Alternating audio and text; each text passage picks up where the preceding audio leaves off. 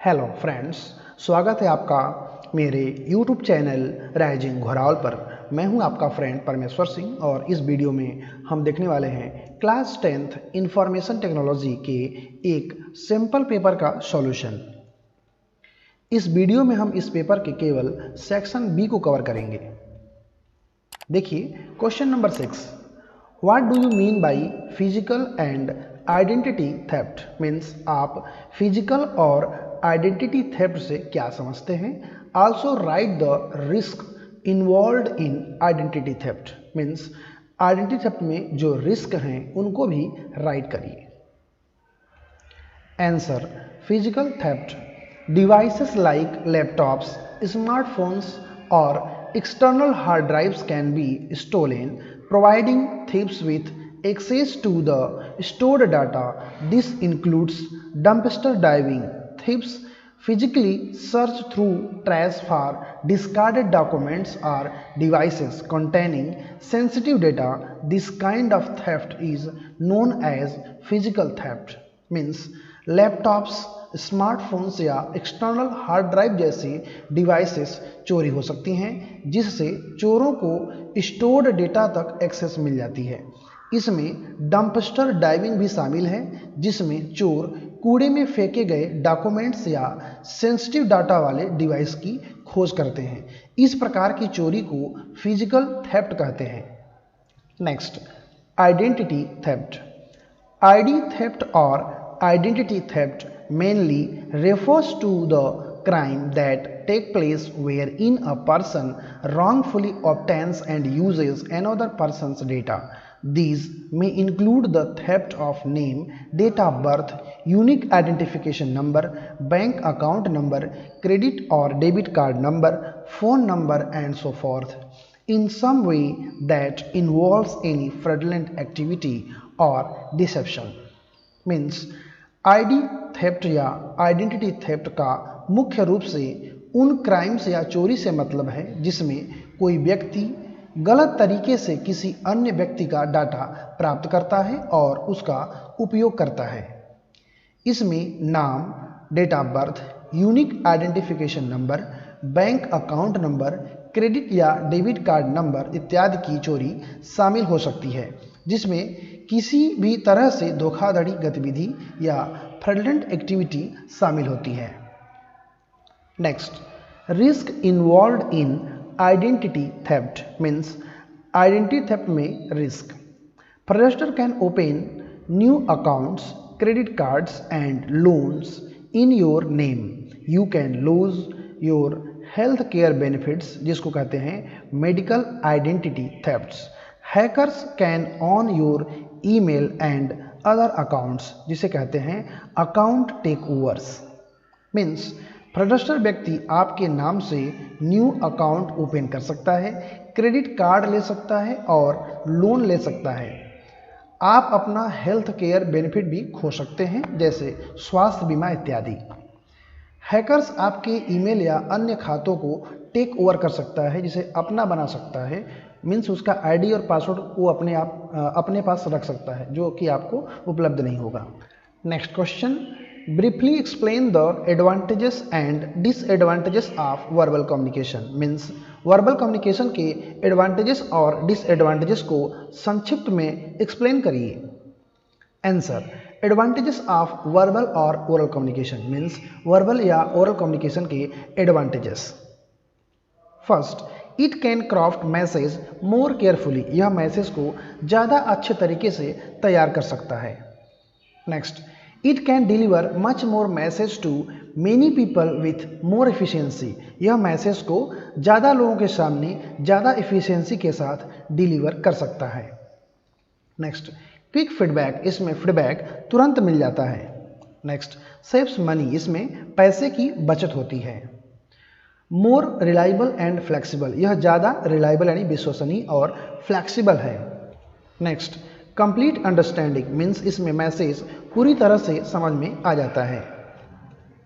Disadvantages of verbal और oral communication. Means verbal या oral communication की कमियां। First, not suitable for lengthy message. Means बहुत लंबे मैसेज के लिए सूटेबल नहीं है। Next, N incomplete form of communication, यह कम्युनिकेशन का एक इनकम्प्लीट फॉर्म है। Next, chances of miss interpretation, यहाँ पर मिस इंटरप्रिटेशन के चांसेस होते हैं। नेक्स्ट, रीजनल और कल्चरल डिफरेंसेस, इसमें रीजनल या कल्चरल डिफरेंसेस बैरियर बनते हैं। Next question, in smart goals explain T with the help of an example, means smart goals में टी को एक्सप्लेन करिए एक एग्जाम्पल की सहायता से। Answer, meaning of T in smart goals, means smart goals में टी का meaning, a goal should be grounded within a time frame, with no time frame tied to it, there is no sense of urgency. Example, if you want to lose 10 kgs, when do you want to lose it by? Someday won't work.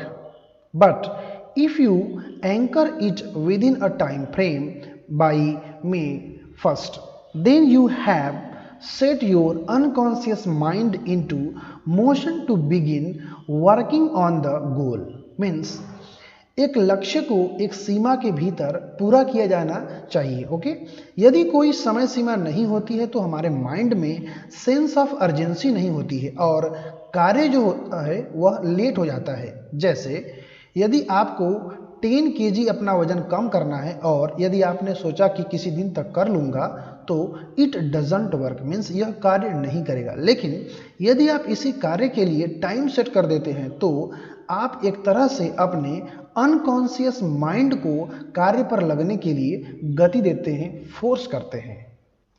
Next question, explain the importance of education towards sustainable development, means sustainable development के लिए education का क्या importance है, explain करिए।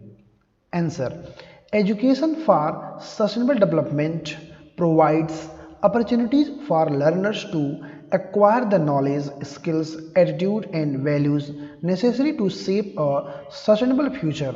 Education is crucial to sustainable development. Simply increasing basic literacy will not support a sustainable society.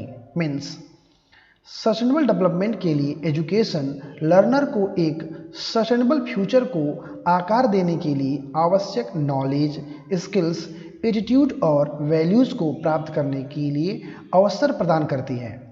Sustainable development के लिए education important है।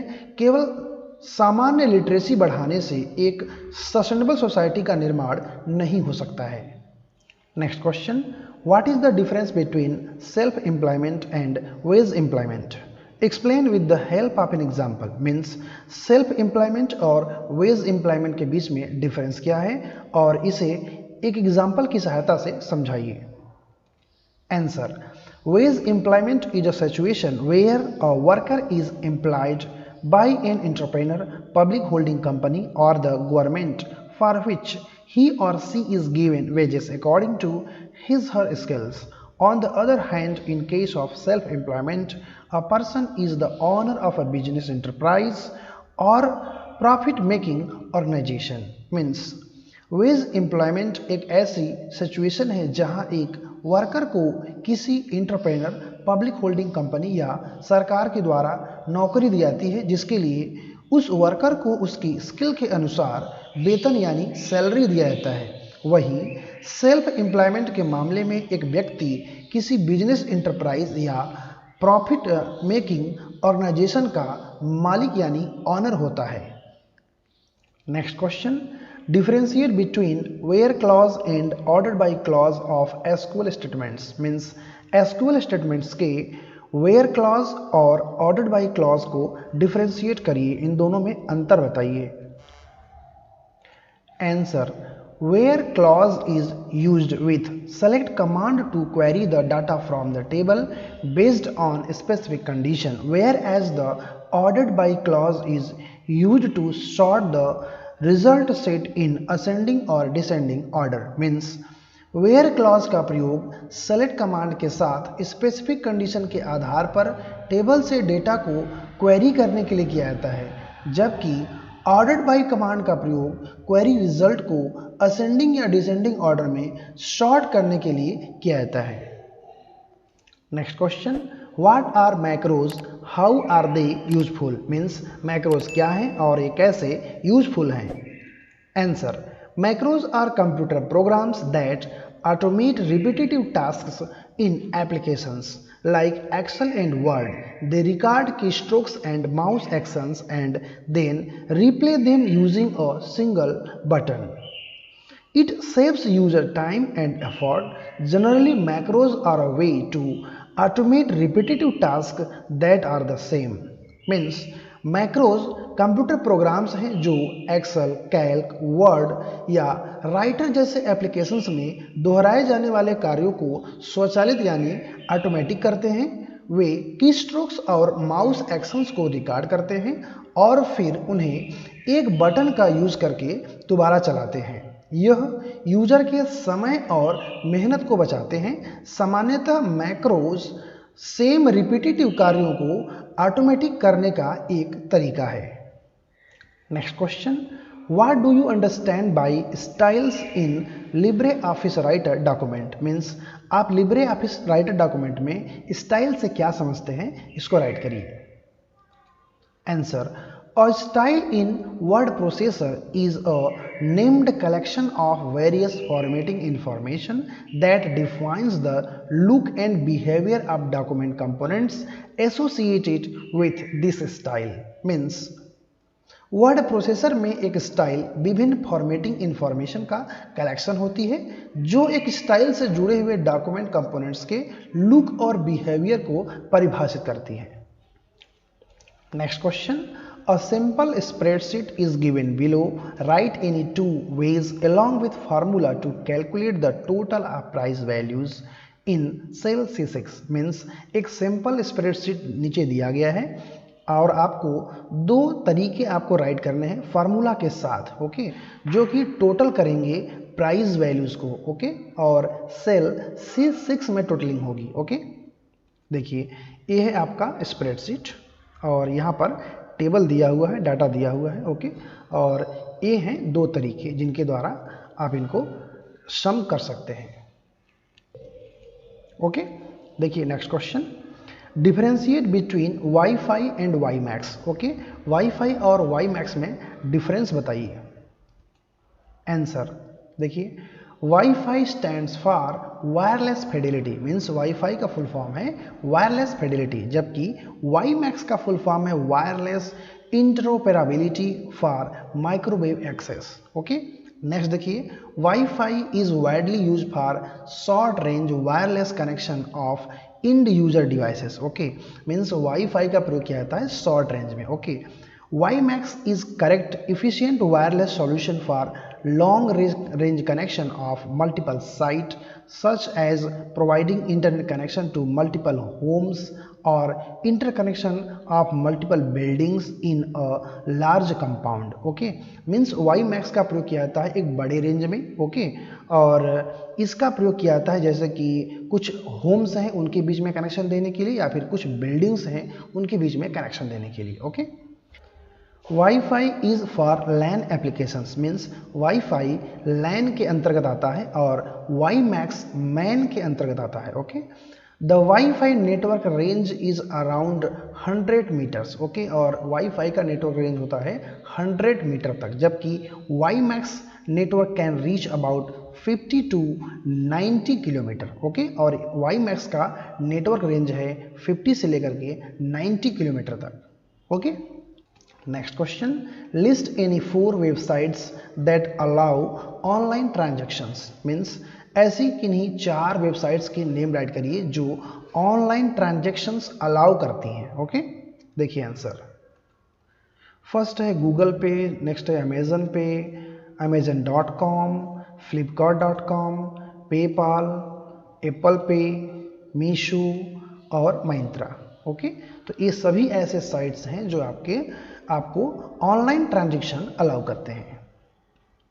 Next question, explain referential integrity with the help of suitable example, okay.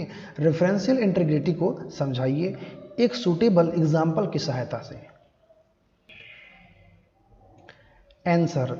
Referential integrity is a system of rules that a DBMS uses to ensure that relationships between records in related tables are valid and that users not to accidentally delete or change related data. It means the reference from a row in one table to another table must be valid. Means referential integrity rules का एक system है जिसका उपयोग DBMS यह ensure करने के लिए करता है कि रिलेटेड टेबल में रिकॉर्ड्स के बीच संबंध वैलिड है, ओके, और user by mistake related table को डिलीट या चेंज नहीं कर सकते। इसका मतलब यह है कि एक टेबल के एक रो का दूसरे टेबल से रेफरेंस वैलिड होना चाहिए, ओके। देखिए example of referential integrity constant in customer order database of company, okay. यहाँ पर दो टेबल हैं, एक है कस्टमर और दूसरा है ऑर्डर, ओके। कस्टमर के फील्ड्स हैं CUST ID और CUST नेम, और ऑर्डर के फील्ड्स हैं ऑर्डर ID, CUST ID और order date, okay. To ensure that there are no orphan records, we need to enforce referential integrity. An orphan record is one whose foreign key FK value is not found in the corresponding entity यानी table, the entity where PK is located.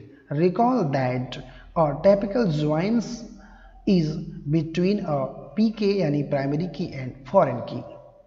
Means यह ensure करने के लिए कि कोई orphan record न हो, हमें रेफरेंशियल इंटीग्रिटी लागू करना होता है। एक ऑर्फन रिकॉर्ड वह रिकॉर्ड होता है जिसका फॉरेन की वैल्यू संबंधित एंटिटी यानी टेबल में नहीं है, जिसमें प्राइमरी की है। याद रखें कि एक रिलेशनशिप प्राइमरी की और फॉरेन की के बीच में होती है। Next question, name any 4 graphic filters and describe their effects, okay. किन्हीं 4 ग्राफिक फिल्टर्स के नेम राइट करिए और उनके इफेक्ट्स को डिस्क्राइब करिए। देखिए फर्स्ट है invert, inverts the colour in the picture like a negative, means picture के कलर को उल्टा यानी इन्वर्ट कर देता है, जिससे पिक्चर नेगेटिव की तरह दिखेगा। Next smooth, applies a Gaussian blur to the image which softens edges, means यह पिक्चर पर गॉसियन ब्लर लागू करता है जो किनारों को सॉफ्ट कर देता है।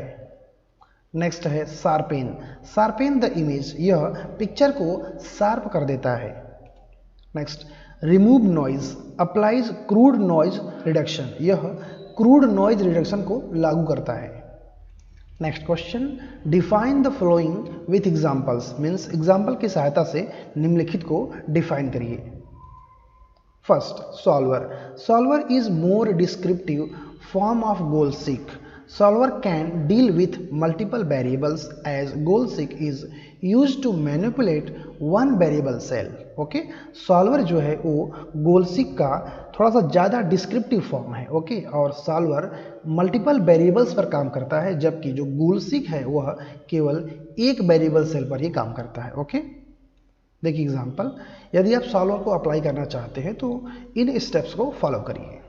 पहले आपको एक टेबल क्रिएट करना होगा, ओके, इस तरह से, और नेक्स्ट स्टेप है go to tools tab, okay. Tools tab पर आप जाएंगे, इसके बाद देखिए है सेलेक्ट सॉल्वर ऑप्शन, ओके। फिर आपको सॉल्वर ऑप्शन को सिलेक्ट करना होगा, फिर आपको क्लिक करना होगा इन सॉल्वर डायलॉग बॉक्स, ओके।